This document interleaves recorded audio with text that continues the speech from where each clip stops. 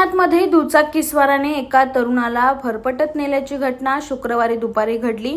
अंबरनाथ पूर्वेच्या गजबजलेल्या छत्रपती शिवाजी महाराज चौकातील शिवसेना शहर शाखेसमोर हा प्रकार घडला।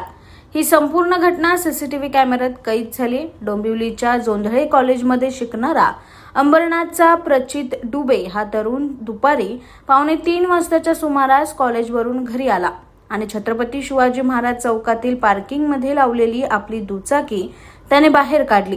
याच वेळी समोरून येत असलेला दुचाकीस्वार प्रचितला धडकला। समोरील दुचाकीस्वाराचं लक्ष नसल्यामुळे हा अपघात झाल्याचं प्रचितने सांगितलं। मात्र या दुचाकीस्वाराने उलट प्रचित याला शिवीगाळ करण्यास सुरुवात केली। त्यामुळे शिव्या का देतो असं म्हणत प्रचित याने त्याची दुचाकी थांबवण्याचा प्रयत्न केला असता या दुचाकीस्वाराने प्रचित याला दुचाकीच्या मडग्राऊंडवर भरपटत श्रीरथ हॉटेलपर्यंत नेलं आणि तिथे एका रिक्षालाही दुचाकी धडकली। यामध्ये प्रचित याच्यासह दुचाकीवरील 2 जणही गंभीर जखमी झाले, तर रस्ता ओलांडत असलेल्या फळ विक्रेत्यालाही दुखापत झाली। यानंतर वाद घालून हा दुचाकीस्वार तेथून निघून गेलाय।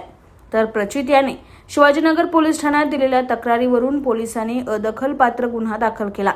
या अपघातात माझा जीव गेला असता तर जबाबदारी कुणी घेतली असती असा सवाल करत प्रचित याने संबंधित दुचाकी चालकावर कारवाई करण्याची मागणी केली। मी कॉलेजवरून येत होतो तर मी पार्किंगच्या बाहेर गाडी काढली। तर पार्किंगच्या बाहेर गाडी काढल्यानंतर मला क्रॉस व्हायचं होतं, तर पुढं आलो, थांबलो, तर तो जो व्यक्ती होता समोरून येत होता, समोरून आला तर त्याचंच लक्ष नाही। मग तो त्याचं जेव्हा लक्ष पडलं माझ्यावर, त्यांनी त्याची गाडी जोरात ब्रेक मारला, तोच सटकला आणि तोच पडला आणि त्यांनी नाव माझ्यावर टाकलं, शिव्या द्यायला लागला। मग त्याला म्हटलं, भाऊ शिव्या का देतो तू? त्याच्यामुळे मी त्याची गाडी थांबवायला लागलो।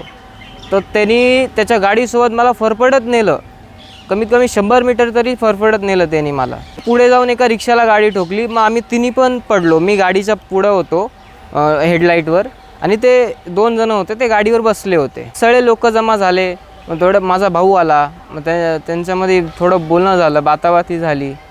मग त्याच्यानंतर तो तिथून निघून गेला। आम्ही इकडं आलो पोलीस स्टेशनला कंप्लेंट द्यायला।